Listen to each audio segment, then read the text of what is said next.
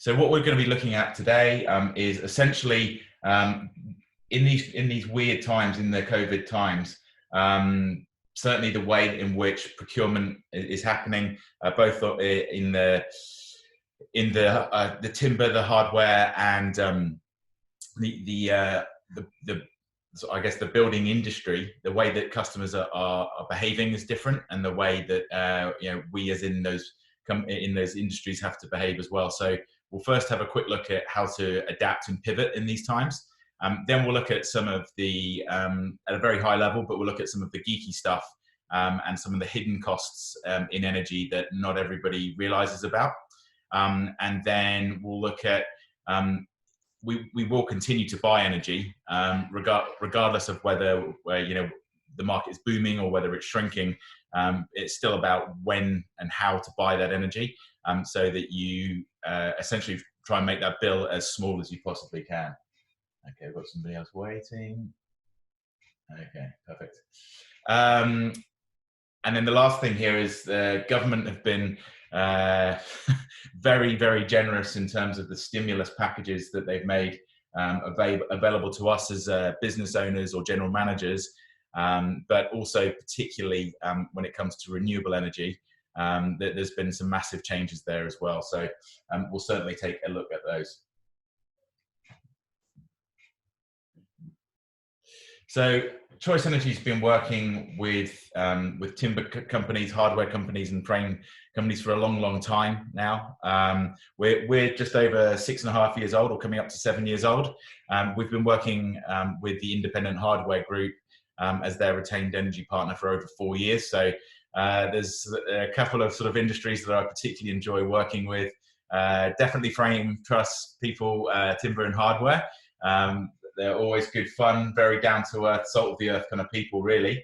And the other one is brewing as well. So I'll leave you to your own conclusions as to why I like brewing. But the point here is that we understand we understand your customers, and we've been involved in your industries for a great deal of time, and we've helped hundreds and hundreds of businesses in this space as well. So there's a quick quote there on the right hand side from Matt Bauman. He's got 3 Mitre 10 stores, and we're saving him about $45,000 per year. So I'm not saying that we'll be able to do that for all of you, but that is one of the more successful ones. But with Mitre 10, it's their profile suits solar really, really well. And I guess it will be the same for a lot of you if you've got the retail side of things in certainly hardware as well. So you might recognize a few competitors or partners up there. I don't have space for hundreds, but I just put a few of the ones that we work with up there as well.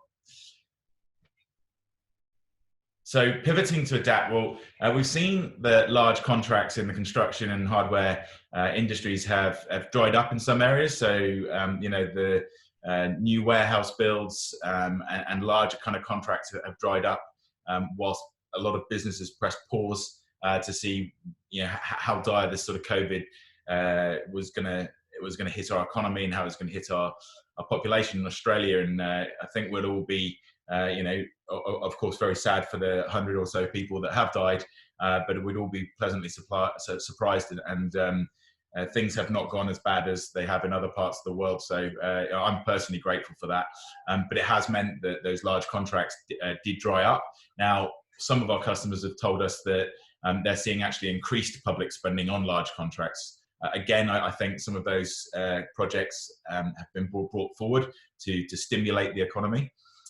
But they're actually we're seeing an increase from a public sector side of things.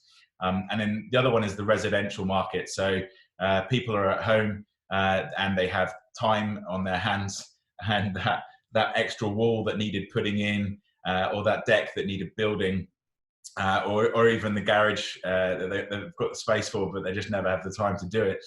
Because they're living and working in the same spaces now, there's only so often you can look at the same wall without realizing not only does it need painting, but you're going to paint it, because this is now your work and your office environment as well as your home. So definitely the home market has seen a huge boom. We in the work that we do with the Independent Hardware Group, they have typically the two busiest times of year for them tend to be Christmas and Easter, again, when people have got more time on their hands. And we saw a lot of our customers, they're just struggling to find stock to retail well before Easter. So Easter wasn't even an event for some parts there as well. So definitely there are some booming parts of the market.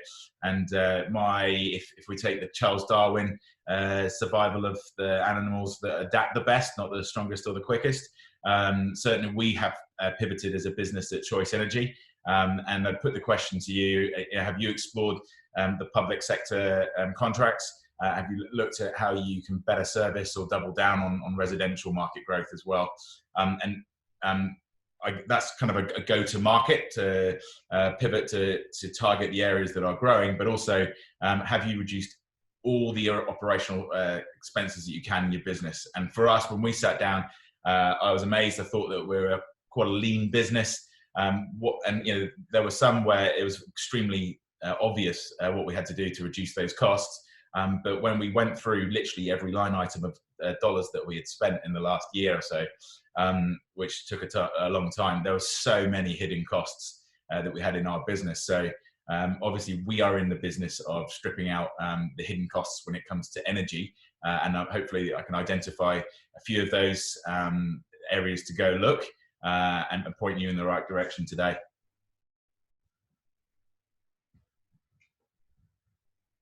So very quick intro to Choice Energy. If you don't know us or haven't worked with us in the past, we're 100% Australian owned and operated. So we are privately held, and we've got over 3,500 business customers nationwide. We're also, we've gone into New Zealand as well now, but in Australia, over 3,500 customers, and right across the whole country as well. I think one of the differences for us has been that we are going to be around tomorrow. So we were in March the second fastest growing business in Australia in the AFR. In April, we were the fifth fastest growing business in Asia, and according to the Financial Times. And one of the reasons for that is that in our proposition to our businesses, to our customers, we can say, look, we're not just here to install a solar system and walk away. We're actually financially incentivized to continue to service you and make sure that that business case continues to deliver. So when you do business with Choice Energy, we do, the way that we see things is we deal in an abundant marketplace because everybody uses power. So you won't find us to be a kind of pushy organization at all. We're here to work with you when you're ready to work with us.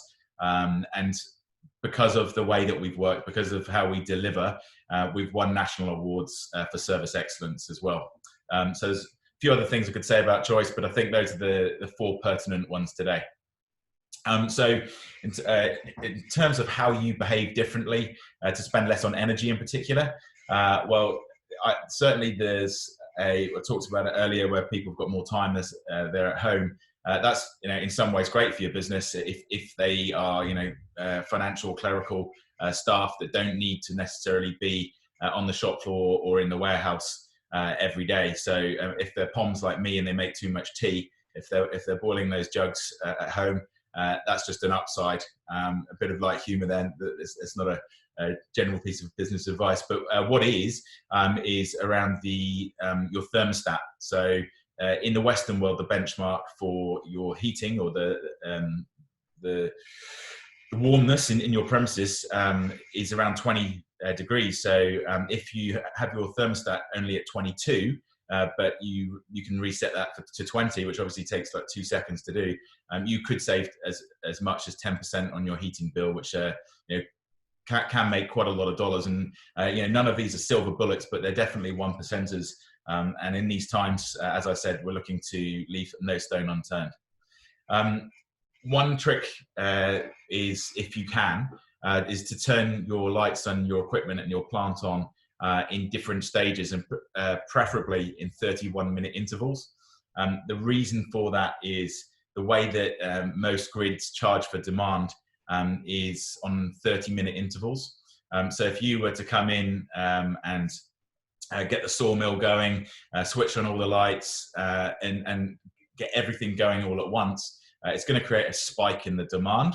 And depending on which tariff you're on, you could be paying that same demand for the rest of the month, the rest of the year, until it potentially can get reset by a professional. So there is software and equipment in smart lighting and things like that you can install. But also, if you've got somebody that typically comes in, 6 o'clock in the morning or 6:30, then you can delegate that kind of responsibility for what needs to be turned on in those 31-minute intervals, and you can save a good amount of cash doing that as well. Most people have probably gone LED lights, but if you haven't, they can often be obtained free through clean energy schemes. All you have to do is pay for the installation costs. That's kind of a no-brainer for most places. Doesn't work for everybody, but most people have gone onto LED, and if you hadn't, you should definitely explore what those free options can do for you. And then the final thing, and one of the things we did at Choice Energy, is to involve your team in cost-cutting ideas and creation. We originally sat down, myself, my business partner, our operations manager, and our financial controller, and you would think that those are the 4 people that would come up with the best ideas. But we involved our staff and our team, and we had some awesome ideas. Obviously, then if you're involving your team, that they can feel part of the solution, that person that's turning on the equipment at 6 o'clock in the morning or whatever, if they've been part of coming up with that strategy, then they're going to be more bought into it as well. So this is a particular bugbear of mine, is network costs. Now, lots of these grids that are foreign owned. There's very few that are not foreign owned in Australia now. So we've sold off all of our infrastructure and the poles and the wires. They're owned by Chinese, Singaporean companies and others. But they make up about 50% of your energy bill. And most people think that if they're in an energy contract, the network charges are just passed through, which they are. They're passed through to the retailer. The retailer doesn't make any money from those, but that doesn't mean that you can't do anything about them. So regardless of whether you're in a retail contract, you could move to a cheaper network tariff if you know what you're looking for. And I mentioned demand earlier. Most businesses are overpaying for demand. So if you've changed the way that you use power in the last year, or maybe you've moved into a premises where the previous tenants had a completely different business, or you, like I said earlier, you had one of those days where everything got turned on, and that was 2 years ago. Most businesses are paying, or many businesses are paying, overpaying for demand. And that's just as simple as getting some interval data from your network provider, making an evidence-based claim to say, hey, look, Milliman Mitre 10, you're charging them 240 kVA. They haven't used 200 in over 2 years, so please give the demand reset at 180, which has been their maximum. Now, as I said, I'm simplifying this because it's geeky, and as you'd expect an energy consultant to be. But what bugs me about all of this is that every year the network providers, they have to, or they do release new network tariffs, but nobody is incentivized to tap you on the shoulder to say, hey, by the way, there's a new network tariff, and the way that you've been consuming electricity and the way you demand it actually means that you're eligible to move to that, and you could be saving hundreds, thousands, tens of thousands of dollars per year. But the network provider is not going to tap you on the shoulder and say, could you please pay me less money? The retailer doesn't make any money in billing you. So most of them are not incentivized to help you.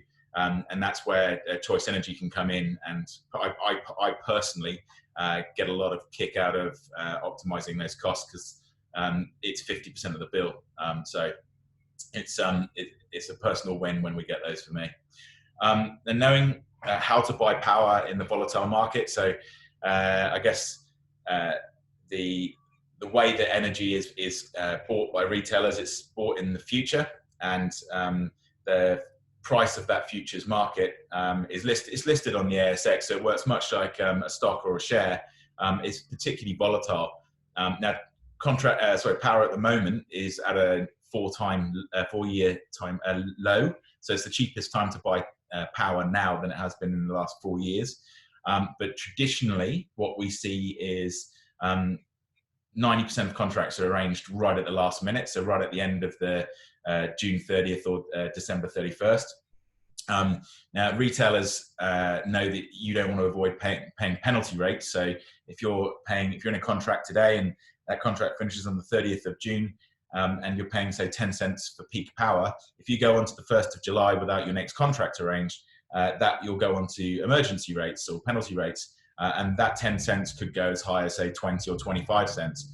So obviously, in these times, we're looking to save money and not expose ourselves. But if you leave organizing that right until the last minute, it traditionally is a very expensive thing to do. So I'm guilty every year it's about every year that my car insurance contract comes up. I leave it until the last day typically, and I shop around, see what I can find, and either renew or pick a new provider.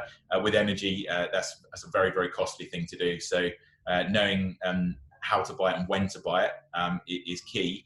So, for example, in terms of how long to lock in for, at the moment, I would be, as if I had a trust business or a hardware store, I would be locking in for 3 to 4 years because the COVID-19 basically has meant that there's less energy being used.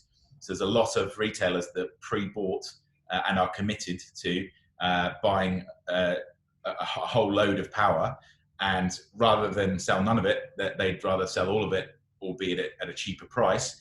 So we've kind of got a bit of an artificial low at the moment. So knowing how long to lock in for is your choice, but we can certainly advise you of that. And the other really good thing that retailers don't typically offer customers directly is blending and extending. So I mentioned earlier, if you're on 10 cents for your peak power, and let's say that your contract went until December 31st this year, so you've got call it 8 months, 7.5 months left on that contract.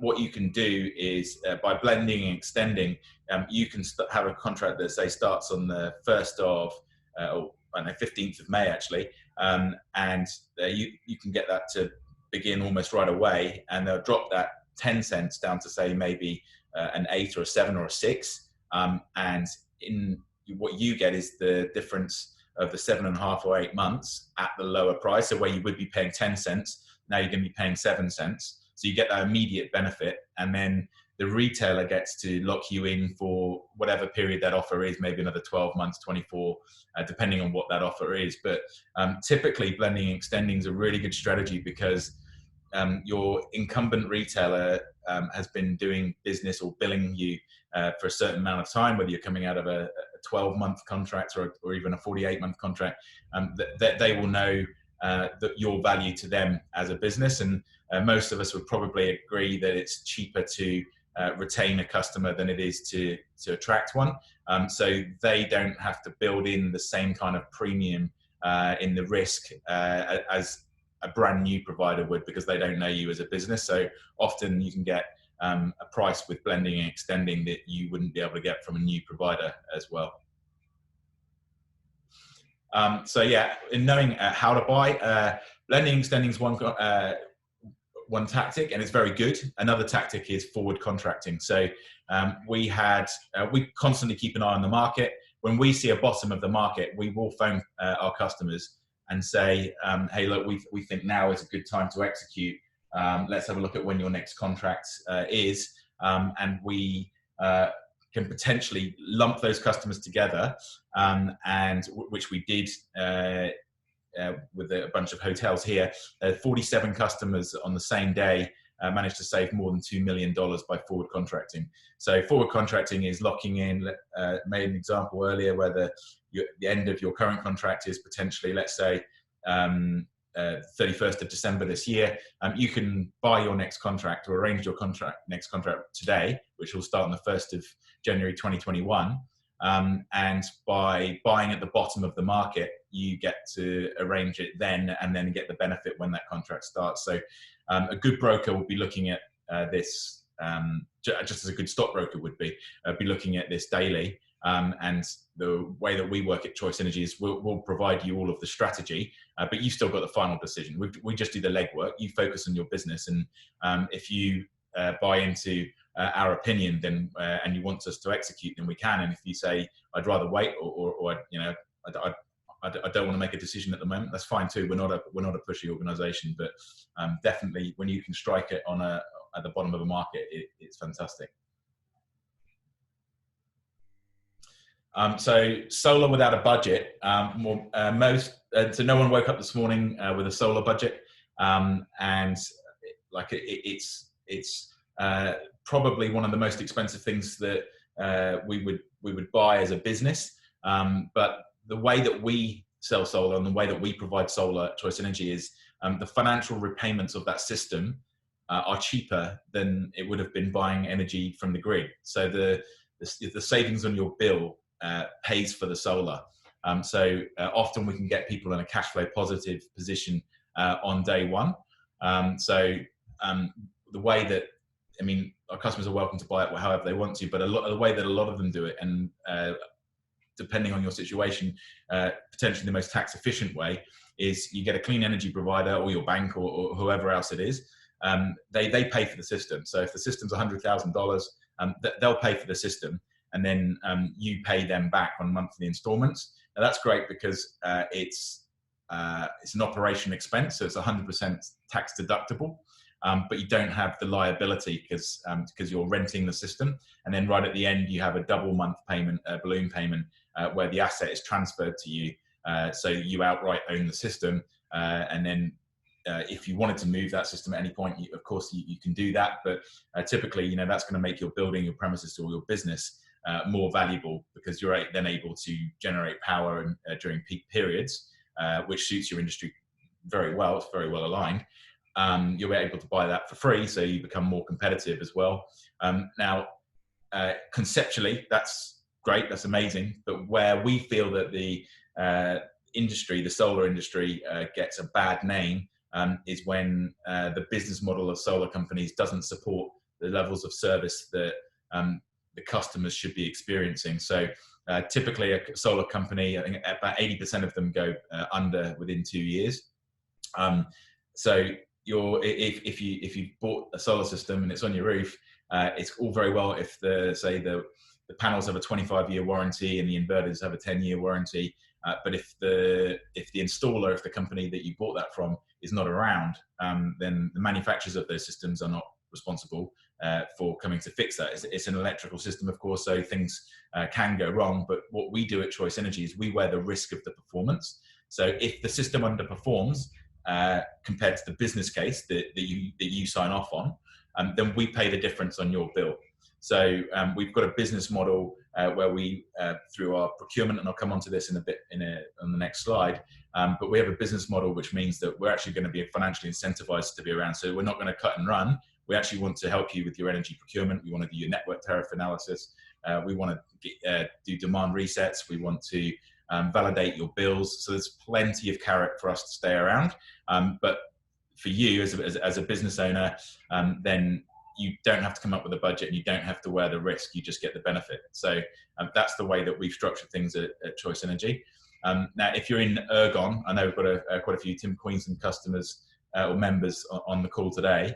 If you're in Ergon, who are the only company which are allowed to be both the distributor and the retailer, don't know how that deal was made, but often Ergon customers feel like they don't have any control, and solar is one of the best ways that they can gain that control. So definitely, if you're in Ergon, it tends to be fairly sunny up there as well.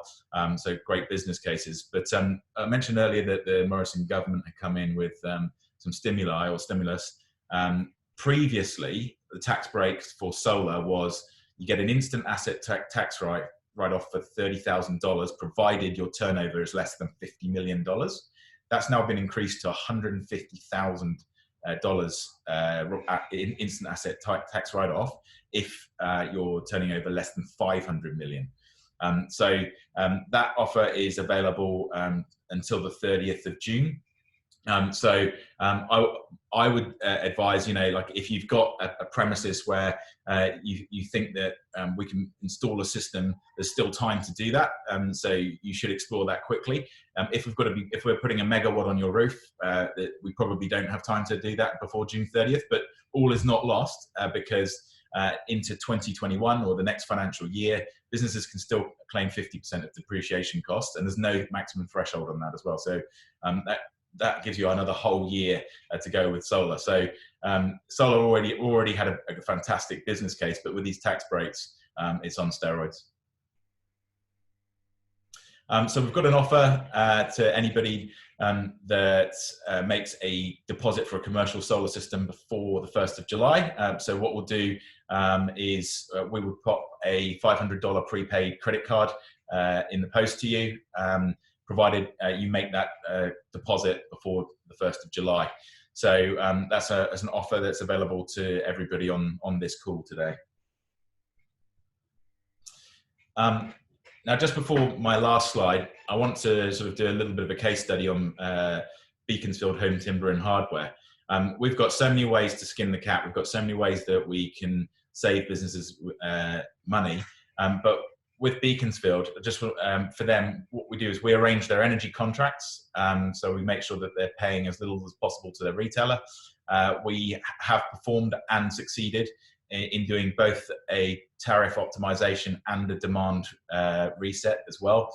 So on that 50% of the energy bill, we've managed to make a massive impact on that.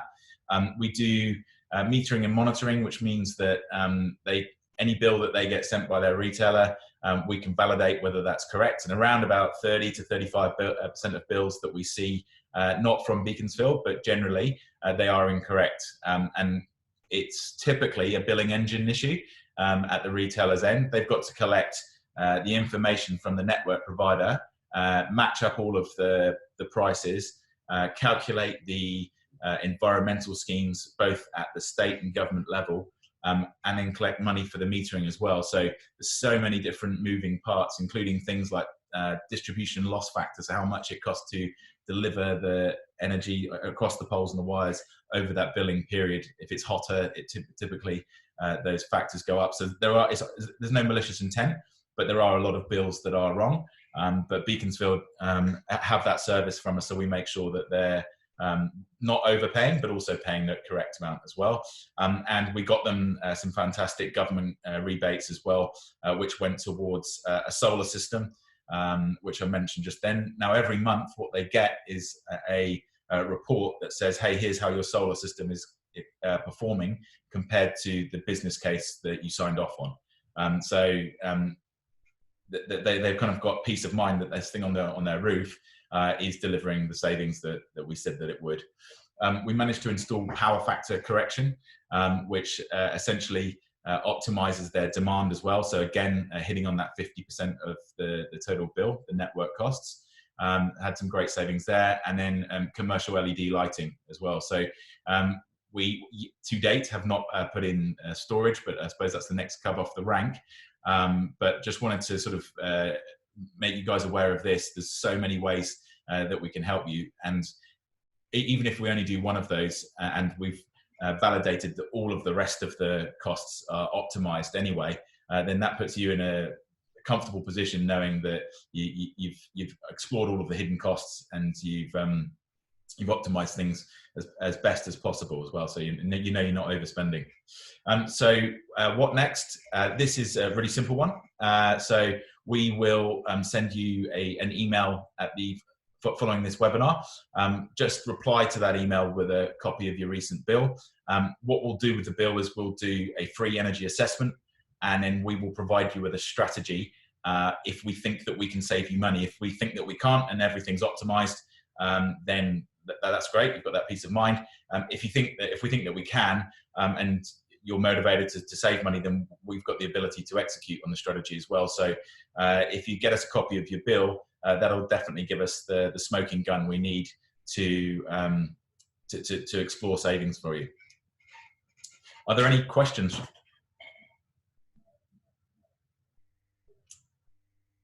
Okay. Yeah. Okay. Yeah. That's a good one. So this question, I've been asked to explain the blend and extend again. So blending and extending is going to, if you come to Choice Energy and you say, I'd like you to run the procurement process for our next contract, we will include your incumbent retailer. And what we'll do is, let's say your contract finishes on June 30th, we will invite your incumbent retailer and any of the other 13 or 14 retailers that we have on our panel. And we'll say, look, here is the load profile and the consumption profile of this particular business. What's your best price? Now, coming from a broker, all of the retailers know that they're going to have to sharpen the pencil quite a lot to try and win that customer. And your incumbent retailer can just bid traditionally, but what we'll ask them to do is give us a traditional bid with a contract that would start on the 1st of July, but we'll also say to them, what can you do to blend and extend? So that's an immediate price which can reduce your current contract price, and you get the benefit in between now and the end of June, or now and the end of December 2021. We've even done blending, extending out to customers as far as 18 months as well. So it's just another mechanism to try and get that price as low as possible. Hope that made sense. Okay. Yep. That's a good question. We've got another one. So depending on this question is around if I get it right, it's around the network tariff costs. So that depends on what we can do. It depends, first of all, where you're situated across poles and wires, and which network provider you're in, because the network providers obviously don't like losing money. So some of them are more forward-minded, and some of them, are a little bit more protective of their, or a little bit more reluctant to lose money. So we can save in all of them, but it depends upon as to how quickly we can get them to move. In fact, we're not really very popular with network companies, because all we do is install solar on the roof, which means that they're going to get less demand for power on their from their customers, because their customers will be generating their own, or we take the revenues that they're already getting and we shrink them on behalf of our customer. So there's lots of stuff we can do there. But if you're on a bundled bill, so if you've got if your bill looks like a dictionary, and all of the network costs are split out, then there's a lot more we can do than on a bundled bill. But even when we see a bundled price, which is just the amount of, you've got a daily supply charge, the amount of power that you've used, the unit price, and that's pretty much it calculated. We could potentially, and have done lots of times, move you from a bundled bill to an unbundled. Then that unravels all of those hidden costs, and we're able to itemize them and start picking them off as well. So yeah, it's a good question.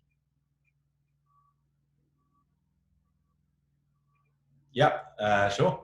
Okay, yeah, so if you are on a bundled bill, then that's as simple as, or it can be as simple as changing your retailer. So you're not contracted like you would be in a large sort of CNI. And what I was talking about earlier was the customers that are typically spending more than sort of $1,500 or $2,000 per month will be locked in. So to break those contracts is very, very expensive, and it's just not best practice. But if you're on a bundled one, then absolutely, as I said, we work with 14 different retailers. So we would just be able to compare that to the market and see if you're paying a fair price. And if you're not, then we would facilitate that switch to a new retailer, and we don't charge for that service. Okay. Are there any other questions at all? Awesome. All right. Well, as I said, guys, we'll be emailing you following the webinar. Send me a copy of your bill, and we'll get started and see if we can help you. But thanks very much for your time.